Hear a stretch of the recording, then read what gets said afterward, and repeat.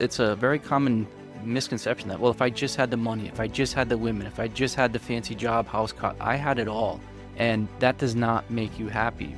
It is not things outside of you that will give you happiness or contentment, because that can get taken away in an instant, whether it be through sickness, through a tragedy. And that seems to be the common thread that a lot of these people that are sharing this story, including you, that had this kind of epiphany, awakening moment where it's not that everything goes away and it's a magic pill where now everything's all roses and unicorns. If anything, the spotlight gets shined right on all of your problems and bullshit. And through that long process, now I can say that I've come out on the other side a completely changed man. I know for a fact many people will listen to this podcast and get a lot out of it today, regardless of the dimethyltryptamine or not, just knowing that there are always ways that we can explore ourselves and the darkness doesn't need to be permanent.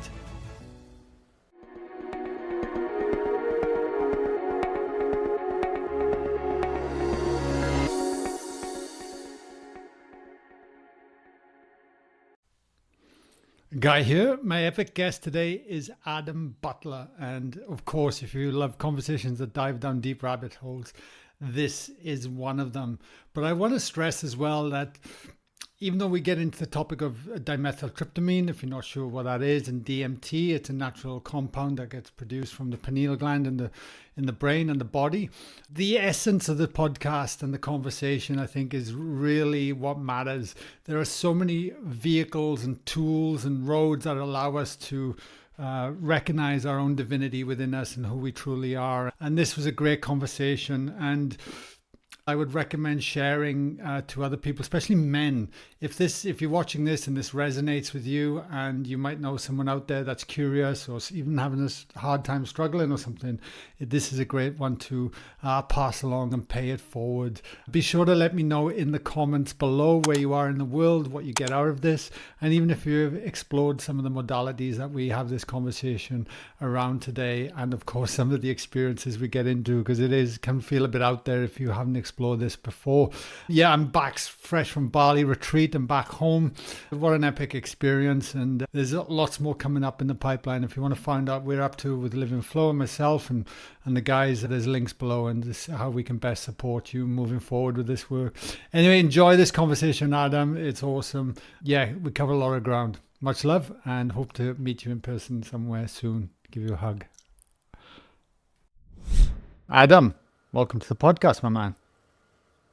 Hello, Guy. How are you? Thanks for having me. Yeah, I'm really good, thank you. It's a topic that fascinates me around, and I'm interested to find out about your journey as well.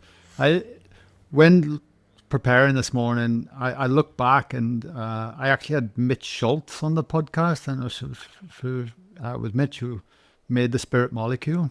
So he was behind that about 5 years ago, and that's the only time I've ever had this conversation on the podcast. Oh boy. I'm excited. Yeah, I'm willing to get into any aspect you'd like.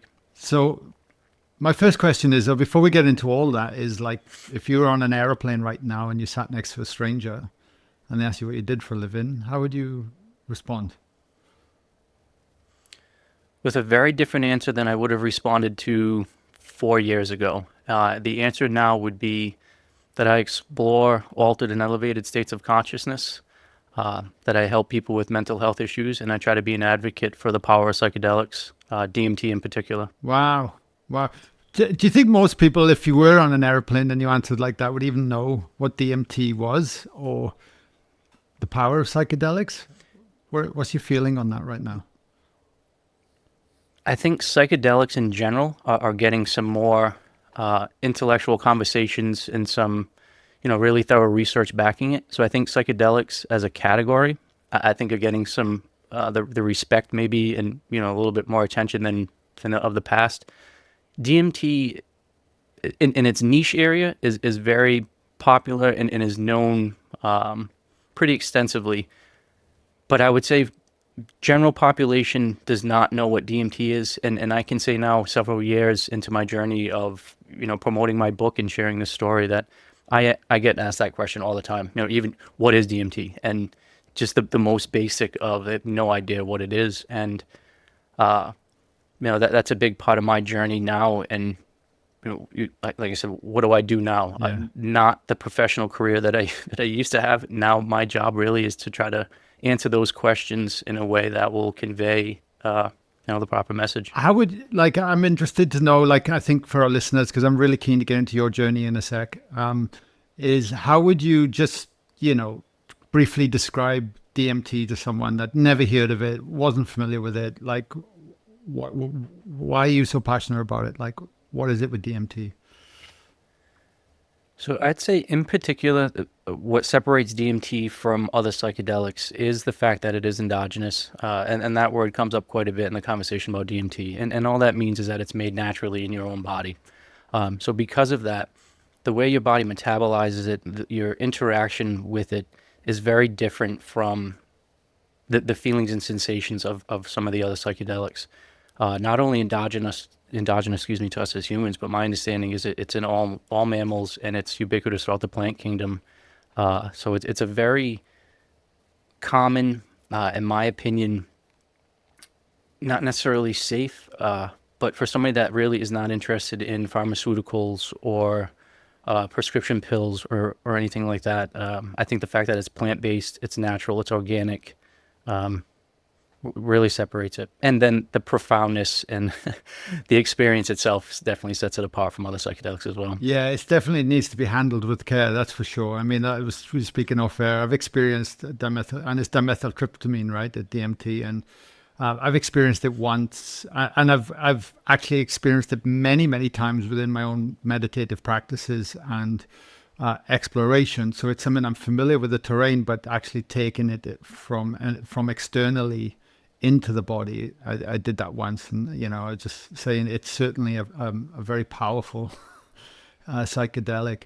I'm curious, and we'll dive more into DMT soon. But I'm curious to know your journey. What led you down this path? I believe you said you worked in real estate. Like, did you grow up with any kind of spiritual curiosity, any practices in place, or like how did your journey unfold for you, Adam? So I grew up as a Catholic, and I'd say of all of the religions and spiritual practices that I've studied, I probably resonate least with that. I had questions from my priest in the Catholic CCD classes that even at that young age I really didn't have answered. So I would say for majority of my adolescent life and all through college, I was more of an atheist. I studied entomology, excuse me, at the university for almost 8 years. So I was really prone to scientific materialist science backed with data. And at that point, I really hadn't explored too much on the religious and spiritual side. When I left college, that's when I started reading a lot of the old esoteric wisdom practices, the books about Hermeticism, and really started deeping further into other just trains of thought about consciousness. But really, the deep exploration didn't happen until my midlife crisis, really around 40 years old, and that's what kind of triggered all of this.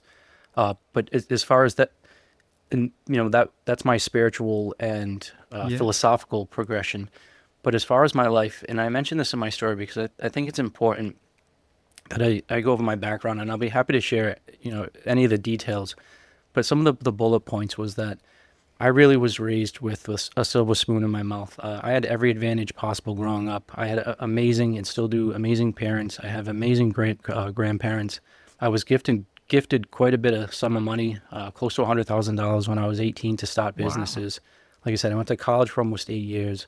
I had the financial success in real estate investing as well as being a real estate investor. Excuse me, as an inspector. I had the fancy things, the pretty women, the cars, all of that. But like a lot of people at my age, I was running from a lot of my problems, and I was a really bad alcoholic. I was a mean, belligerent asshole to myself and my loved ones. And because on paper I had it all, and it looked like I was doing good, I was able to really mask that and hide that for quite a bit. And part of this journey is certainly getting alcohol out of my life. I'm Huh. over 4 years sober now with that, and that was a big part of the journey of getting the clarity to know that there's an issue, and then the power to actually move through it. But Wow. Yeah, in my 40s, I had a series of events that everything in my life absolutely blew up, and it resulted in me looking into psychedelics for help. Gotcha. Wow, thank you. So a question that came in for me when you were sharing and all that is like if you were raised and by loving parents and you had everything, like you said, like silver spoon. I was fortunate. I had very loving parents, even though my dad wasn't around. But growing up in Wales was in the valleys was hard, mate. Like it was tribal. Fighting was a very common part of survival, and no money, like financially struggling on a council estate. Like it was, and I'm so grateful for those experiences actually, because it really, as my life has changed and grown, it really has given me a contrast of experiences to know when to lean into something and be truly grateful for it. So my question is for you, when you were going through that experience, looking back at that younger self, like what do you think the missing piece was? Why did you go down that route? And now you have hindsight, like what do you think that young man was craving? Well, and the contrast is really important, and that's why I try to share my message as well, because my highs have swung so high, but my lows have swung so low.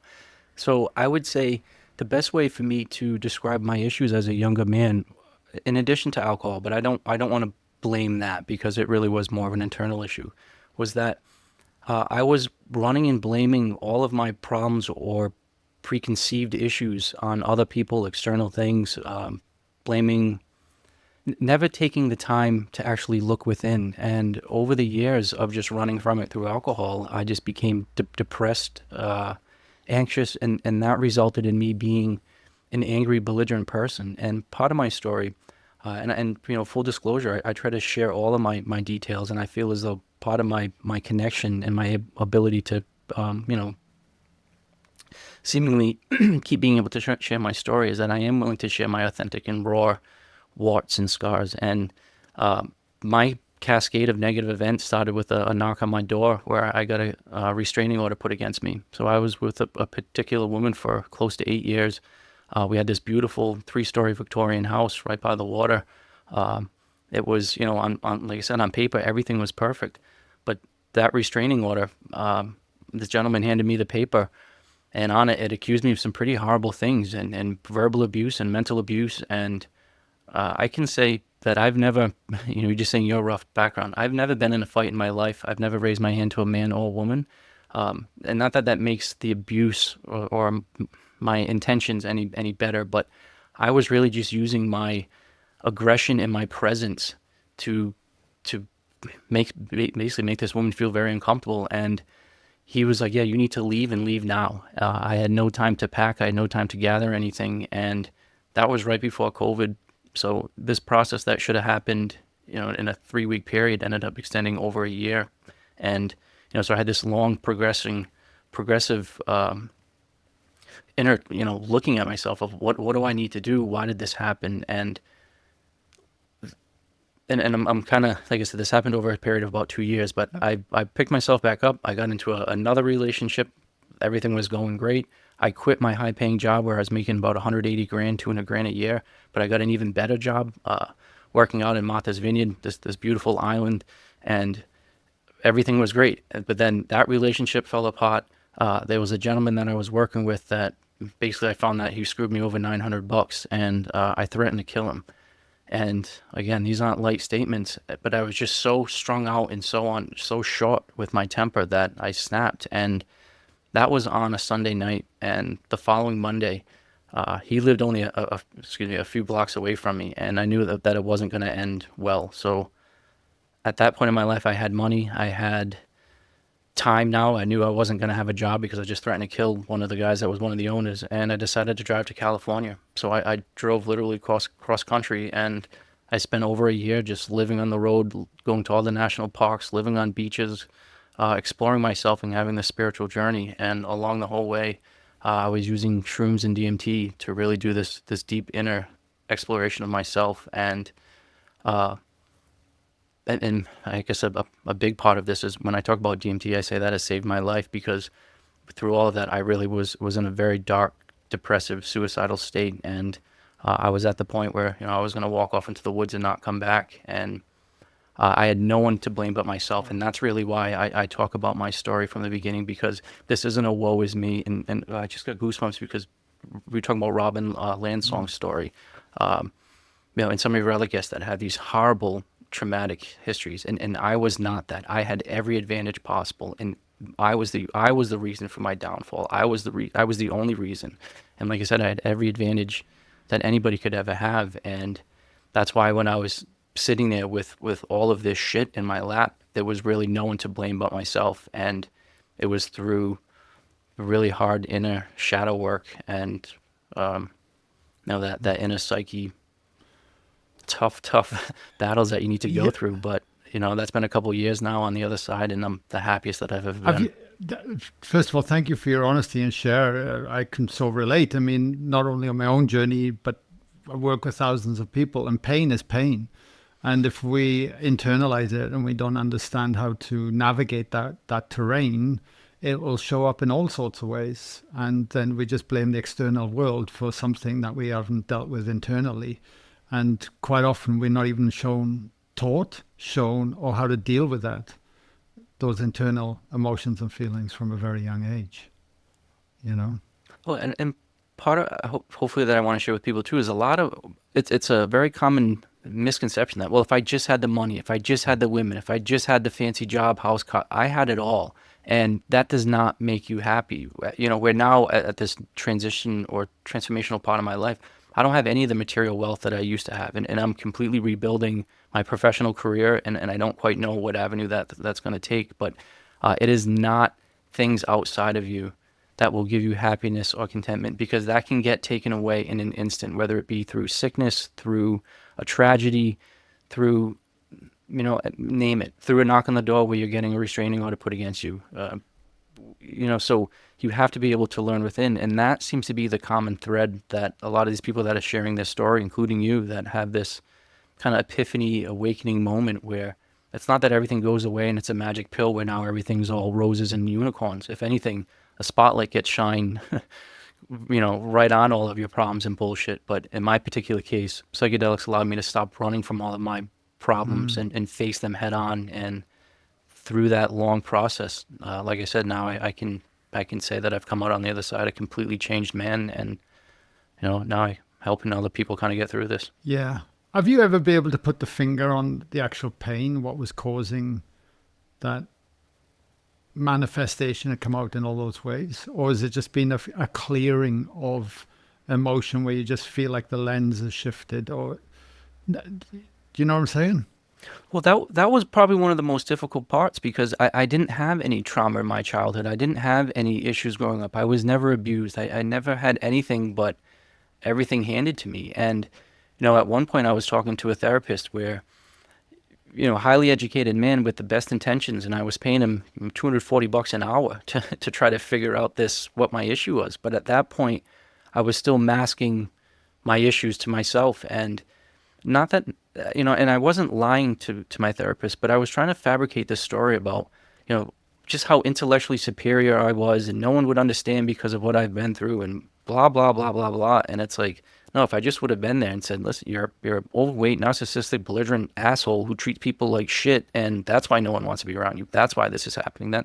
But truthfully, if he or anybody else would have said that to me, I certainly wouldn't have received it well, and probably would have responded, defensively and potentially aggressively. Where for me to be able to have the ability to say that to myself, and I say and kind of say often, it's very difficult to lie to yourself when you're, on 5 grams of shrooms and you're staring at them in the mirror, or you're deep Right. into an ayahuasca ceremony, or very, very deep into the DMT space, where it's very easy to lie to your friend, your spouse, your neighbor, your therapist, but you cannot lie to yourself when you're in that psychedelic space. And that was what allowed me to finally get out of my own way and stop self-sabotaging, because there was nothing else in my life that was that. So to answer your question, what was it that I would put my finger on? I had everything, and so I don't know. I really don't know. And that was part of the issue, where I was like, what the fuck? Like, why? What is Interesting. going on? And that's why the first chapter of my book is titled, and excuse my vulgarity, but I feel that it has to be that intense. The first chapter is titled "Who the Fuck Am I?" because it took me with that passion to look up to the universe, to plead, and to look within too. Is really, who am I, and what is going on? Why is this now where you're at, where you used to be this golden boy with everything, and now you're talking about killing yourself Yeah. with nothing, and you've already threatened to kill somebody. You've lost multiple long-term relationships, and now you're in essence homeless. Where at one point I owned 15 houses over the course of my investing career, and not that that's an amazing amount or that I had millions banked up, but I never thought that I'd be jobless, homeless, and living it out of my car. That was never in the cards. Yeah, and no, I get it. Thank you. It's like, but from my learnings, and even to this day, the body can behave very differently to what the mind perceives, and the body has so much wisdom beyond the conscious mind that we just simply can't put our finger on. But if we create an environment for the body to really start to reorganize itself, it can release wounds, it can release ancestral trauma, past lives. If you lean into that, there are so many bits of information it can be holding that's stuck, that's influencing the way we perceive ourselves in reality at any given time. And the key is always to own it, like you did, which is just start to go inward and explore. Well, and to be intentional about the environment that you set up around That's you, right. internally and externally. And then, and then what tools do you use to elevate your consciousness? So I'm an advocate for psychedelics and DMT, but I'm also a deep meditator. I just went to the Monroe Institute where, they use the Wow. Hemi-Sync Yeah. binaural beats to elicit different responses. Really, you can find the same through holotrophic breathing, through long walks in the woods, through yoga, through playing music. There's other ways of getting yourself tuned in to this other vibrational energy. And again, listen to the stories of your last 10 guests. And in essence, they're all saying the same thing, which is how did they find a way to tap into it?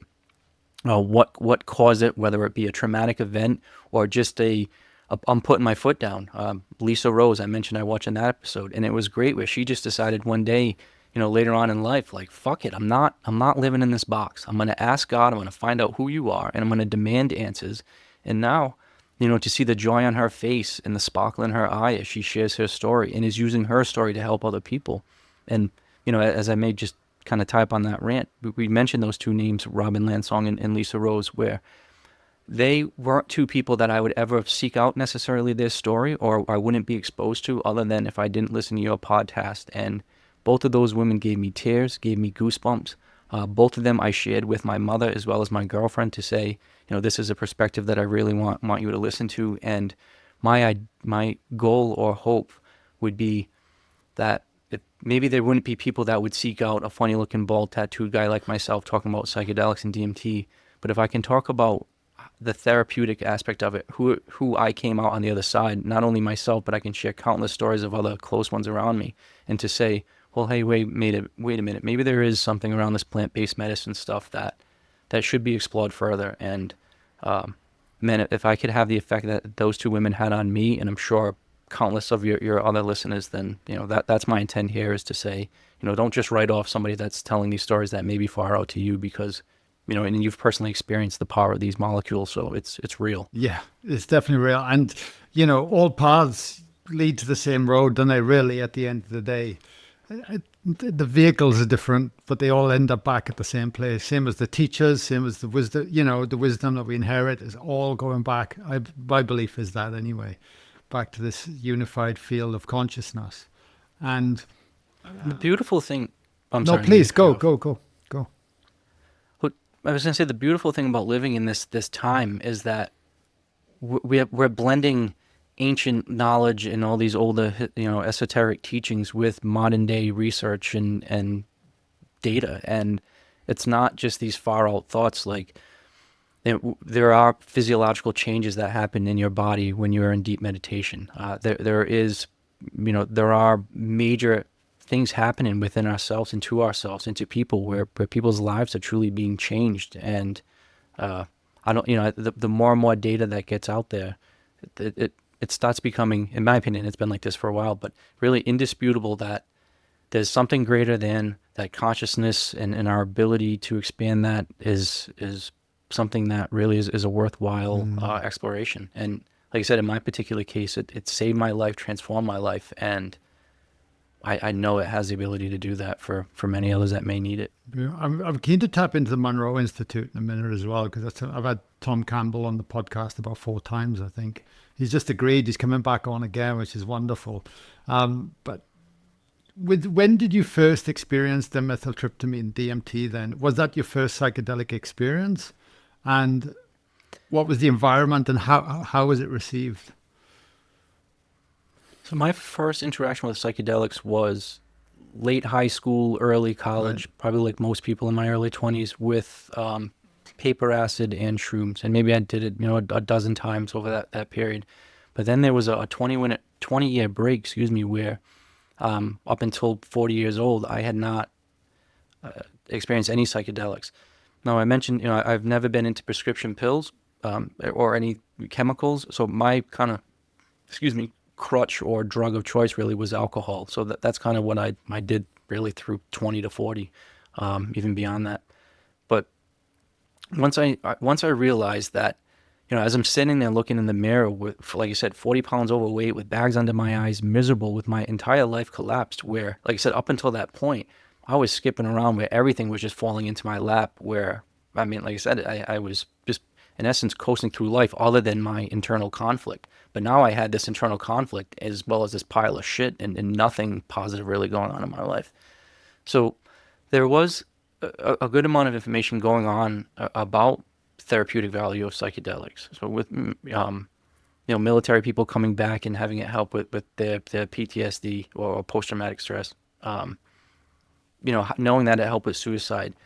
So I really started doing the research, and I started getting in with shrooms. And I mention this because I think it's important, because I did not think about doing DMT for several months after I had learned about it, because I really took the time to read as much information as I could, starting with the Spirit Molecule by Rick Strassman, listening to, you talked about the video, watching the video, listening to the podcast. But I decided that I wanted to start off psychedelics by starting with shrooms. And I figured that would be a way for me to kind of ease into it. And, I was pushing it pretty deep, though, 3, 4, 5, up to 7 grams, and really getting really extreme. What's the recommended dose? Okay. Just to give people context. Well, I'd say, people microdose to try to get some benefits, and that's typically, under half a gram or even less. I would say, 2 to 3 grams or 3.5 grams is certainly like a full dose. So I was doubling that, in some cases. And because I felt as though I was really battling my demons and like I said, looking at myself, truly, sometimes literally looking in the mirror, seeking for these answers and seeking, what were these voices in my head? Why was everything in my life destructing? And it took several months of really deep work with shrooms, including, buckets and buckets of tears, a lot of realizations of the pain that I caused myself and other people. But I didn't get that breakthrough epiphany. I didn't get that, like, oh, this is good, and now I can move on. If anything, I was just more aware of, like, what the fuck? Why? I really shouldn't be in this place. If anything, it was just more of, you really are the cause of everything. And then I think, like most people, DMT was exposed to me and fell in my lap exactly when I needed it, or, the universal powers decided it was my time. And a close brother of mine, said that he had access to it, and he knew what a bad mental place that I was in, and he knew ideally, the therapeutic value that it had, and offered it to me. So once I knew that I had access to it, like I said, that's when I did all the research. It took several months that I felt as though I had enough information. I built up reverence, I built up respect, and we had a plan to set aside a day to really do that exploration. And I go over this in my book, where that was a very, very intense day. And I don't necessarily recommend people jump into DMT the way I did, which was I took about 50 hits that first day. And with, when you're smoking or vaping the DMT molecule, it's instant and it's pretty profound. And, normally 3 hits is getting you pretty deep. 4 hits is kind of, getting you out there. But I I pushed that over about an hour and a half time, and that was about 7, 8 separate sessions, and each session was multiple hits. And Wow. so a couple of things, if I could, Please. if I could break down that, but as well as why DMT is really so helpful in my opinion. So one of the beautiful aspects of DMT is that when you smoke it, those sensations only last 6, 7, 8 minutes. It's a very, very quick blast. You go extremely, extremely deep, and you have all of these profound insights. But you come back, and there's no hangover. You have full lucidity. Um, you're able to integrate the lessons you've learned. But in this 10-minute period, you're back to normal. So that's a big difference between shrooms, where it's 6, 7, 8 hours, LSD or ayahuasca, where you're, potentially 12 plus hours, where you're purging and shitting yourself. But this is a very neat, easy, clean way to get into that psychedelic space and then pop right back out. So that's why I was able to really, push those sessions like that, because you do come right back out of it. But that first hit, that first time that it entered my body, it was just so natural and so innate, and tasted very, very familiar. Now, instantly, your senses are getting blasted. Your sights and sounds were all expanding, and you clearly just ingested a very, very powerful molecule. But I felt instantly at home. I felt comfortable. It wasn't scary at all. It felt as though the veil was being removed, not as though I was being poisoned or that I had this drug influencing me. And there was this very familiar, like nasal cavity sensation in the back of my throat that was familiar from when I was a child. That seemed very comforting. So that was, I think, maybe a testament to the endogenous fact that it was something that once it entered you, it didn't feel poison or scary. As intense as it was, it really was very comforting. But that first session, I didn't have any interactions with any entities. I didn't see the gestures of the machine elves. I didn't have any epiphanies. It really was this really intense space that was unique to anything else I had experienced. And I don't want to undercut or take away from that space, because that DMT space is an amazing, physical place to be, and I'm sure we'll get into that. But like I said, I was looking for answers. I didn't want to just go explore this fancy place, and so I pushed it a little bit further. Again, no epiphanies, no interactions. Really, just feeling more comfortable pushing the boundaries of what my body could do with this molecule, and pushed that several sessions, like I said, for about an hour. And at that point, I was pretty punch drunk with what had happened, but I was at the point in my life where, like I said, if I didn't get any answers, I probably wasn't going to come back. And, that last session was the one that really changed and saved my life, where I pleaded to the universe. I asked for help. I said, if I don't get something from you, this is it. And that last session was when everything changed. So as soon as you go, typically when you go into the DMT space, you have this very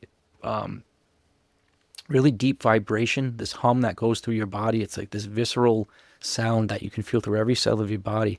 And that last session, all of that stopped. All the sights and sounds stopped. The hum stopped. And I was instantly suspended in this space where I wasn't being sucked up through any portal. I wasn't falling.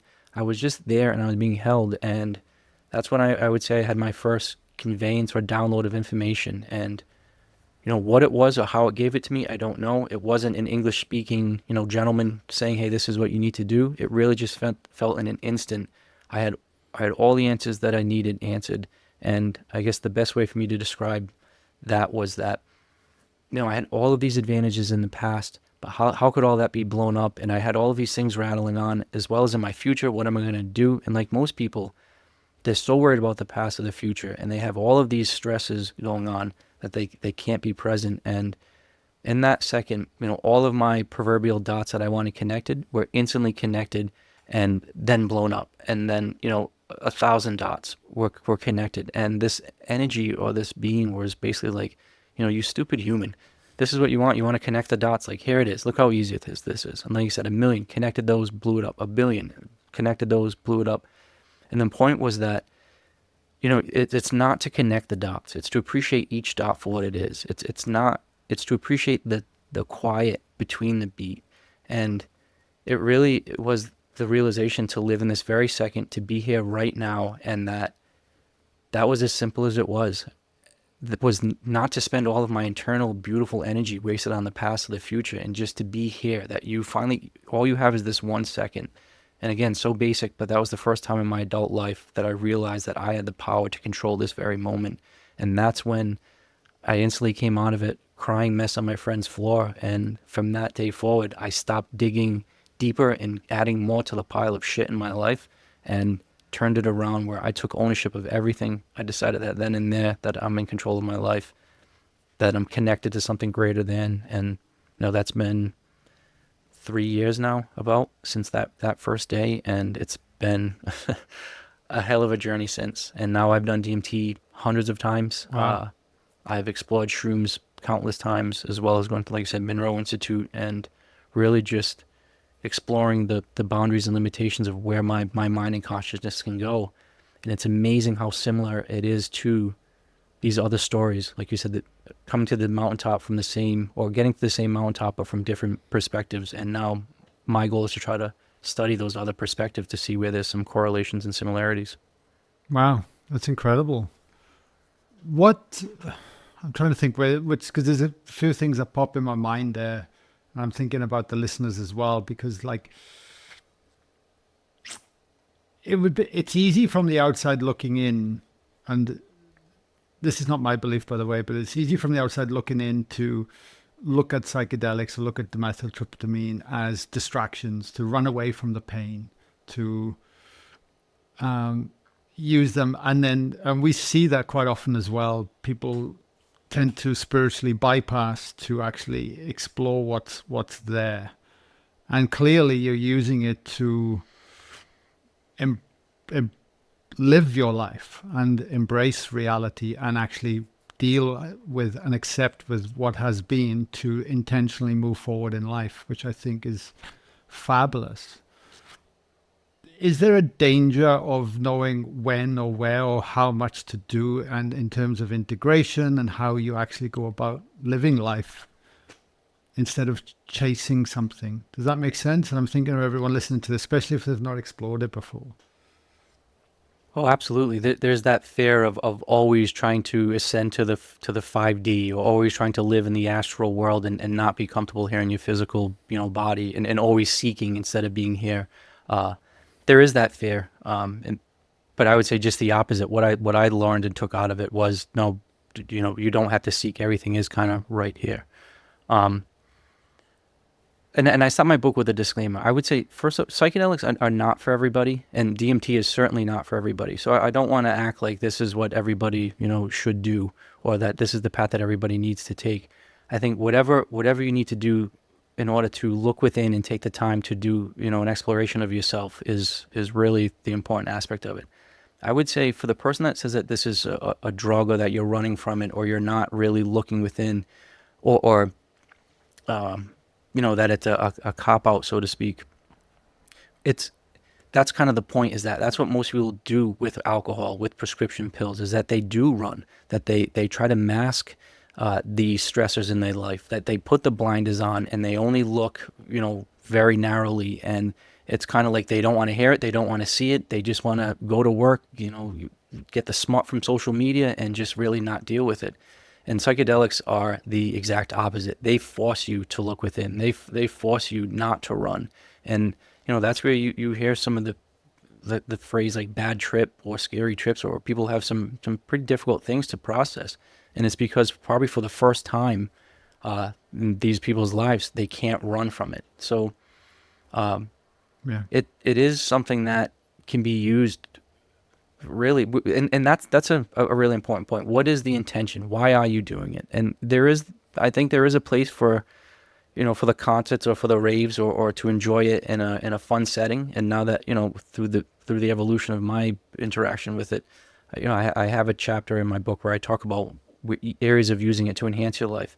But as far as, using it as a molecule or a chemical to do the inner work, I would really push back on saying that you're using it as a crutch, or that it's going to mask things. Because I think a common experience, especially with DMT, is that they come out and they say that the experience is more real than real, and that you don't have less data points, you have way more data points. You have so much more to process, not less. And I think that really forces you to look at things in a different perspective than a normal day-to-day life. And that a lot of times that's what people need. Yeah. No, I hear you. And just for the record, for listeners as well, when back in 2012, I think it was 13, Jesus, years just keep rolling, don't they? I I did one experience with dimethyltryptamine in a safe environment, and then the very next day I did an ayahuasca journey, and that was life changing. In I had already had a trauma with mushrooms from a kid, and I was facing a hell of a lot of fear and trauma, and it was a huge decision for me to explore these different avenues. But it opened me up in a way, and I had experiences, especially then on the ayahuasca journey, that really challenged my thoughts and beliefs around who I am, on the universe, on consciousness itself. And it changed the trajectory of my life. It really did. I've never been called back to do it since. I went down a different path, but I wasn't coming from a place. I was coming from a very different vantage point then in my life, as we all do. We all bring our uniqueness in. So I'm forever grateful that for those experiences and those opportunities and how they've helped me, And I certainly never rule things out as well moving forward. It's just been incredible. That's a big point of the story about psychedelics too, is the power and transformation that comes out of it. And you could dispute, is it real? Is it just our brain fabricating these thoughts? Is it, just we're having really vivid dreams? And I think there is some room for discussion there as far as the actual mechanics of what's happening in your brain.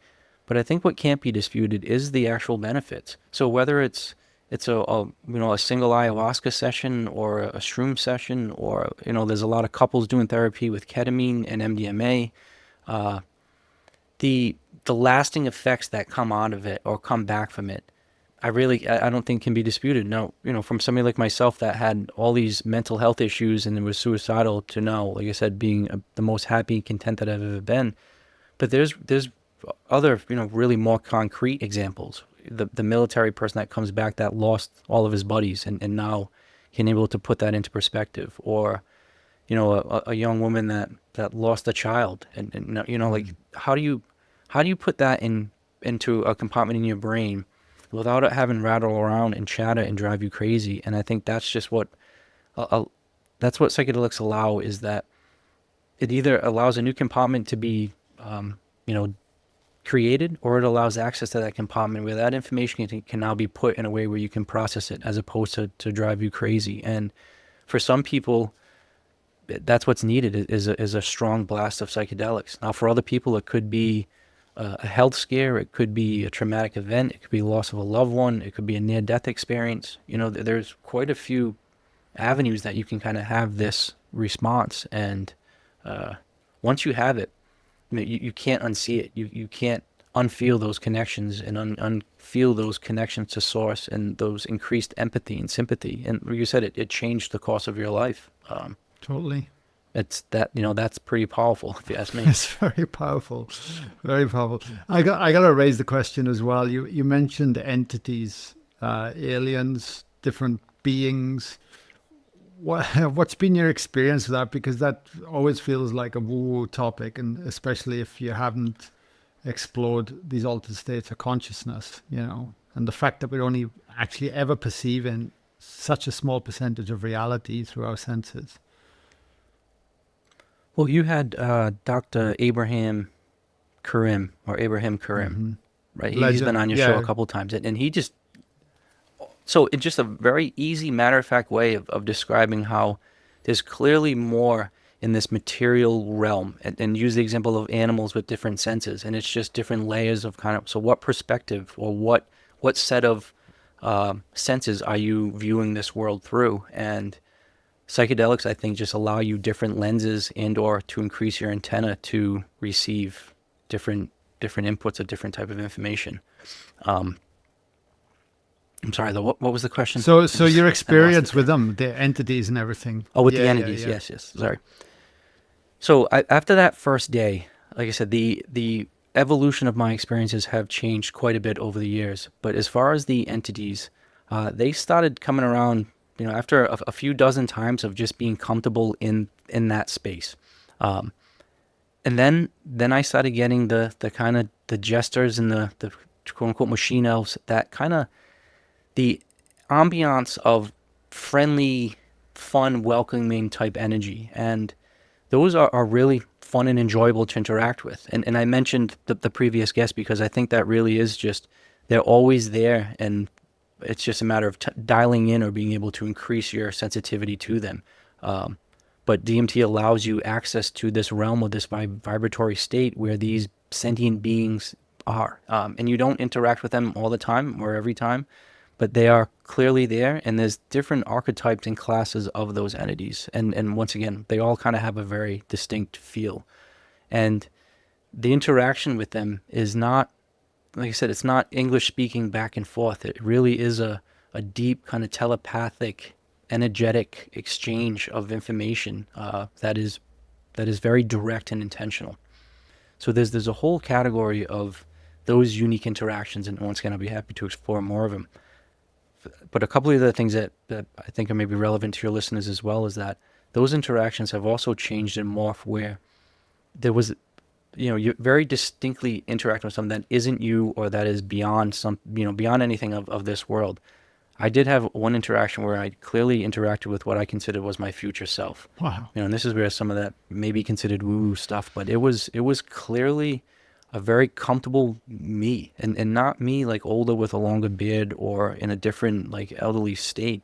Me from a different time or a different space or a different dimension, where I was kind of coming in to do a diagnostic check, where it really was, I felt very, very comforted. Now you come out of that, and that's once again, how do you process that? Where you're like, oh shit, I just interact with my future self. But that experience, put a lot of things into perspective for me, where, you're not afraid of death. You know that your energy will transmute and carry on into something different. It came out with a yeah, this is something that is comforting, and has, I take that back into my life now, where, again, not to have that fear of death is really exciting. And that's another aspect of psychedelics that I think should be explored further, is the end of life applications. You can imagine having people be comfortable with the passing of time and passing of that, as opposed to being scared and in a hospice and drugged up on morphine. You can imagine 2 grams of mushroom tea, and they're able to connect with the source, with infinite intelligence, whatever that may be. And so that was a pretty profound interaction. And a lot of these experiences, you come out where you feel like there's a connection to one, that you're all connected in some way. You have an extended sense of empathy, sympathy. These are all things that really come back and stay with you when you leave these realms. But Wow. Have you? yeah, Yeah, no, it's amazing. Thanks. Have you had any of these experiences outside of taking the psychedelic, like through a breathwork journey or through meditation or sound work, or have you explored different modalities along with that? Yeah, no, I'm glad you asked that, because that's really what I'm interested in exploring further.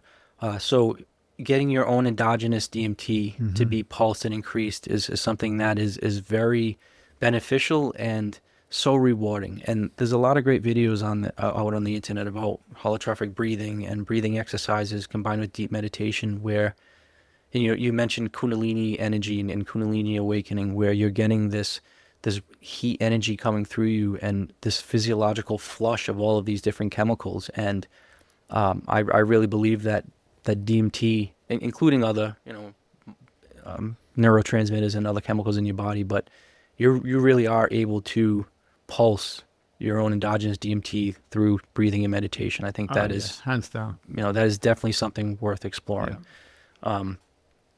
And then as far as other modalities, so like I said, binaural beats, the Hemi-Sync, that Monroe. So you mentioned maybe pick on that. And do you want to explain really the Monroe the basic Institute as well, please? Sorry.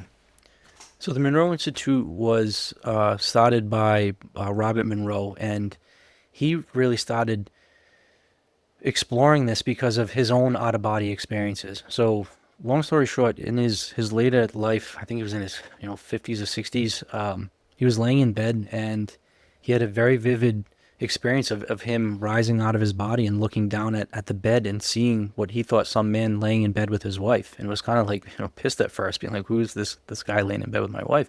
But then realized that no, that's him, and that he was feeling as though he had risen out of his body. And that happened several times, I guess, over the short future following that. And he had the capital and ability to explore that further. And he made his money in AM/FM transmission radio stations. So that was kind of his area of expertise. And he wanted to see if there was any correlation on what was happening in the brain with brave wavelengths, and how the brain was vibrating during some of these states. And really, in short, what they found was that if you induce the brain to pick up on certain frequencies, certain hertz frequencies, that it'll elicit a response that can be pretty profound, including out-of-body experiences, including interactions with other entities. And how that technology works is it's called Hemi-Sync. So hemisphere synchronization. And the brain picks up different sound vibrations on each ear, and you can only pick up, I believe, under 20 hertz or under 40 hertz, but the brain will register the difference. So if you have 100 in one ear and 108 in the other, your brain will be able to pick up that 8 hertz, and they're able to play with that middle kind of frequency. And like I said, with deep meditation and practice, push you to these other levels. And I spent a week there last November because I really wanted to go and explore or see if there were similarities between my psychedelic states and my DMT explorations with some of these profound things that they were talking about. So these astral projections and out-of-body experiences, and really to go there and see if it was all bullshit. And I can say that it's not bullshit, that it works. I didn't have an out-of-body experience, but what I did have was a deeper connection to my body, an understanding of the difference between your physical and your spiritual and your energetic levels and your being, and that with directed intention and with the help of their technology, that you really can get into deeper states very easily that that allow you to tap into information that you otherwise don't have access to.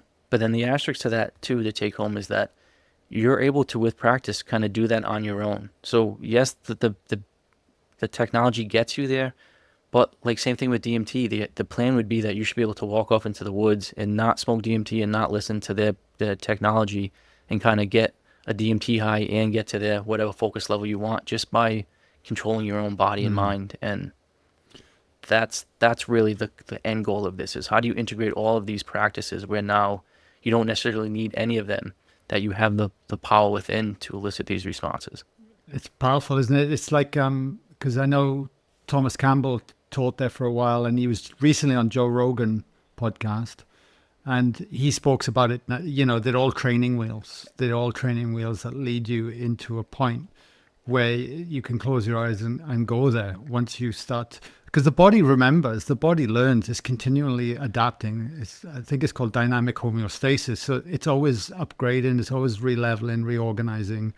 And over time, through using external things that can support the inward journey, the body will remember. We start to know, then we know what we're looking for. We can start to navigate ourselves there over time. That's what I believe anyway, from my experience. No, that's a fantastic way of describing it. And I agree 100%, which is why when somebody comes on like Robin and started singing her first song, like I said, but so instantly, so my antenna, I feel, is refined, is enriched, is very sensitive to these types of vibrations.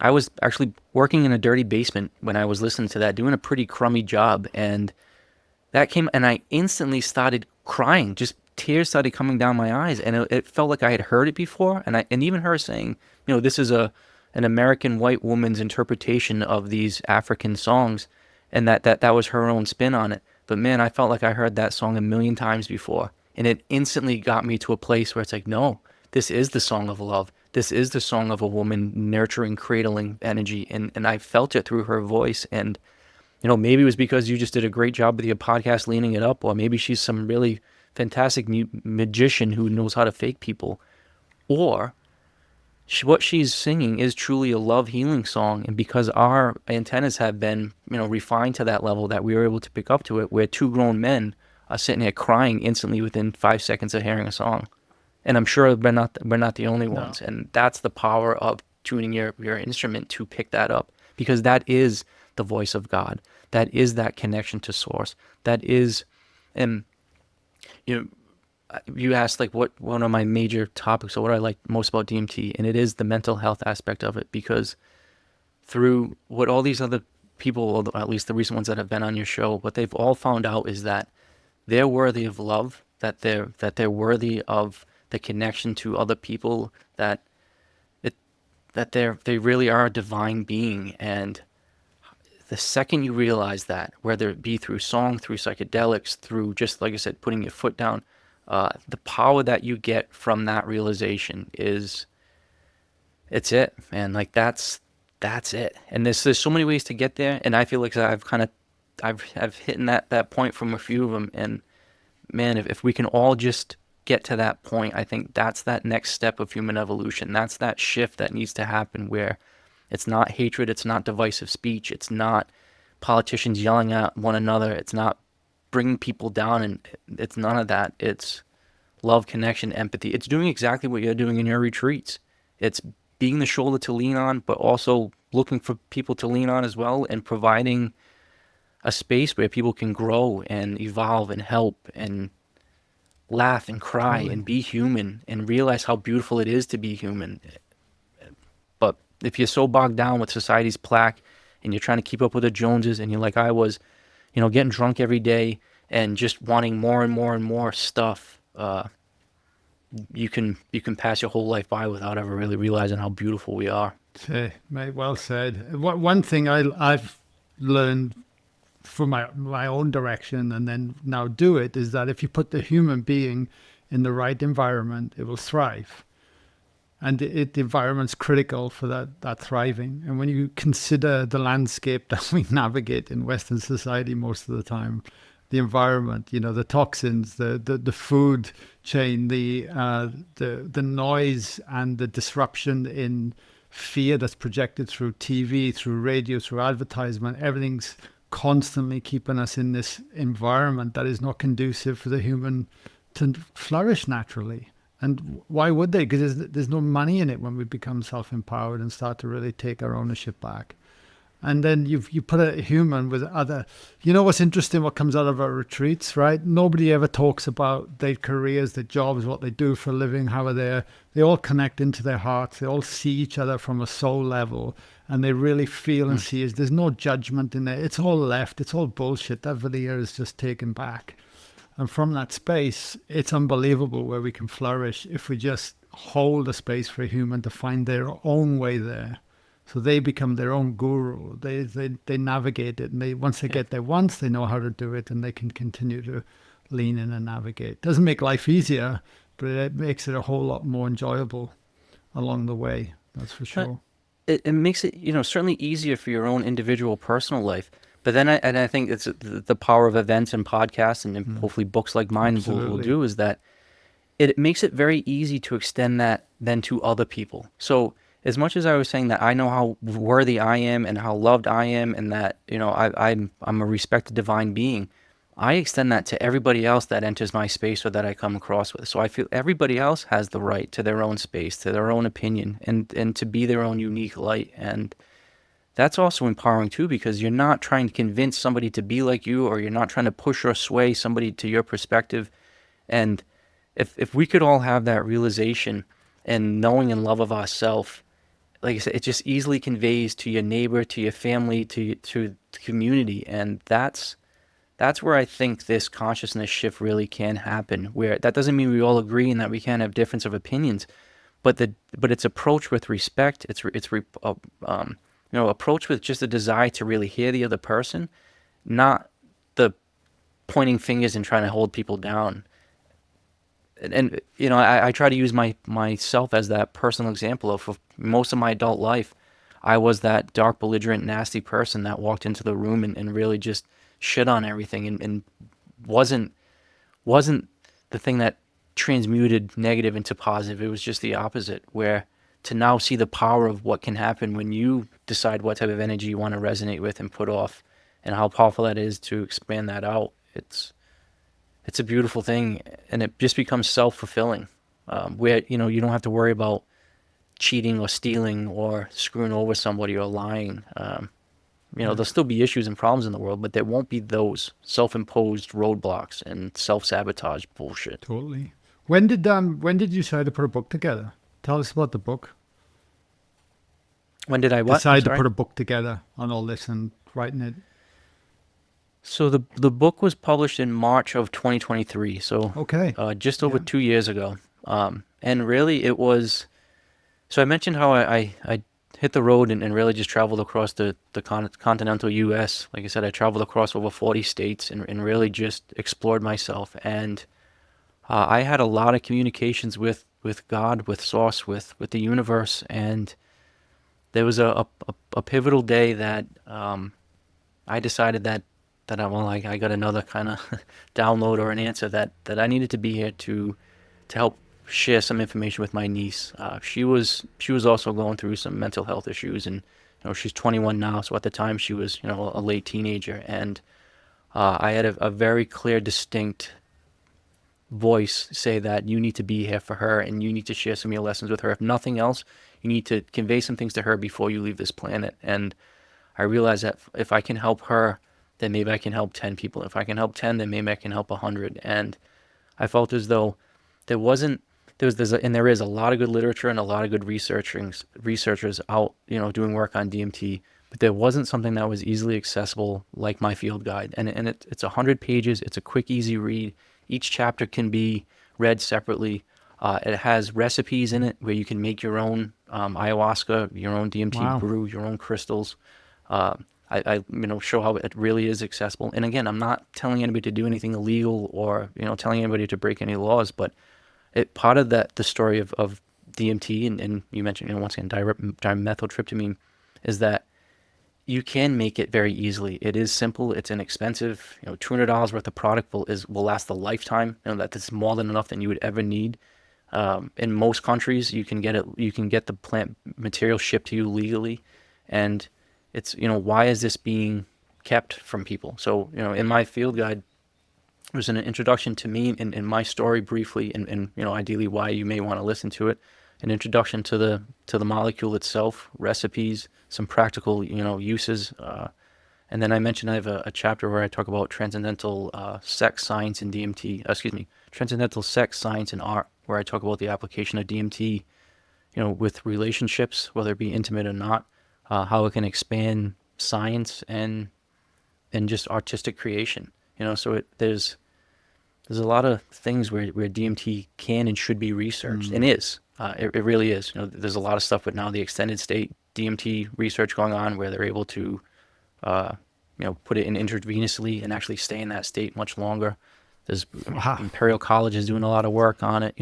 Maps, I There believe, are some isn't great there? minds doing Yeah. it, but yeah. So short answer was I wanted to bridge the gap between the academic science, books that were out there with the real world application. Hey, I kind of walk the road, and this is what it's like. And since putting it out, I can say the response has been amazing. I've gotten so many positive comments and feedback, and I talked about why I wrote it was to help people. I can say that I've surpassed way more than I've ever could have dreamed of people reaching out saying thank you for sharing the message, and whether it be them personally or and I think this is something I think your audience would resonate with.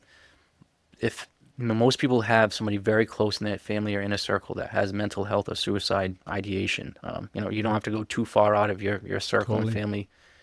And if this is kind of one of those things where this can help in if nothing else, if this prompts a conversation, if my story allows for another conversation or to allow for further investigation into this, that's really been my hope and my goal. And man, I'm having a blast doing it, and it really seems to be clicking with people.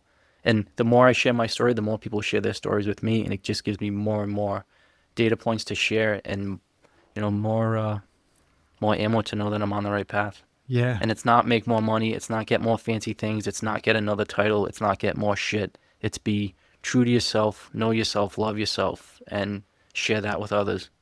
And it's been a hell of a ride since. Oh, totally, mate, totally. And look, I just want to say thank you, and I appreciate the humility you've brought. And I know for a fact many people will listen to this podcast and get a lot out of it today, regardless of the dimethyltryptamine or not. Just knowing that there are always ways that we can explore ourselves, and the darkness doesn't need to be permanent. You know, there is wisdom in there if we mine for it deep enough, and And this from having a DMT session with me to sitting in a space having a love song sung to you, and everything in between, from sound baths to healing, all of those, they all can heal the person that needs pain. And to your point, they're not alone. There are people that can help you, modalities that can help you. And yeah, if anybody ever needs a reason to stay on this planet one more day, I feel like I can give them a bunch of them. And that's part of my story too, is I offer my email if anybody does want to talk. I always offer when I go on podcast, and I know you promote the books and try to help people sell. And I'd love for somebody to buy a copy of my book, but at the same token, I always offer a free copy. If anybody wants a PDF copy, I'll send it for free. It's really the message and the information that I want to get out there.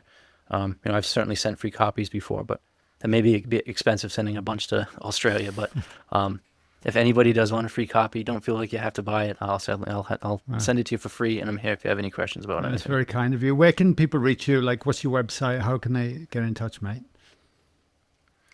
So most of my handles are books by Adam Butler. I would say the social media that I use most is Instagram, and I just started a YouTube channel. It's Books by Adam Butler, where I'm starting to put a couple original videos. But the book can be found at Amazon, Barnes & Noble. There is an audio version that is read in my voice. So if you like my Rhode Island accent, my book is available where you can No problem. just listen to it. And I'm available. I've got some really cool collaborations coming up in the future, including this. I'm really excited to be able to connect with you and to connect with your audience. And there's just a lot of good things kind of happening. I've got another book that's more than halfway done. That's another series in the field guide where it's more about the integration of psychedelics and how you can apply them to your everyday life. So really, getting a little bit further into the stuff that we were talking about. So, what is meditation? What is looking within? What's the importance of doing your shadow work? So that way you can take these lessons back and apply them to be a better mom, dad, husband, wife, human. Fantastic, mate. Well, I'll make sure there's a link in the show notes for wherever people are listening to this or whatever, so they know what to click on and reach out to you, mate. I appreciate that. Mate, thank you so much for coming on the show. I really enjoyed our conversation today. It's flown by. Thank you. I'm excited to have talked with you, and I'm very honest and truthful, and I never say anything that isn't authentic to my heart. And being exposed to you over the past few months and watching your episodes, I love the authenticity and the intention of your questions when you interview your guest. I love the guest that you've brought on, and I think you're a perfect example of what needs to be shared with the world in your own unique way. You're not forcing it down anybody's throat. You're exposing it and letting people digest it with enough space, to have these people share their stories. And I personally just want to thank you because, like I said, sharing the one the other day with my mother, sitting there making a puzzle with her, listening to your voice and hers interact, it just gives more credence to the fact that we are more than our physical body, that we can tap into it. And man, once you do, it's beautiful. And I know your goal is to try to share that smile and that power and with as many people as possible. And you're doing it, and you've done it to me and my family. So a personal thank you. I appreciate that. Thank you. It means a lot. How did you find the podcast, by the way? Just like stumbled across it on YouTube or something? Or? Yeah, so because of the subject matter that I was studying, you came up, and then I started looking at who you've had on, and it was just an instant. Like, I think I watched like 6 or 7 in a row when I first found you, and then, once I was invited graciously onto your show, and I appreciate that.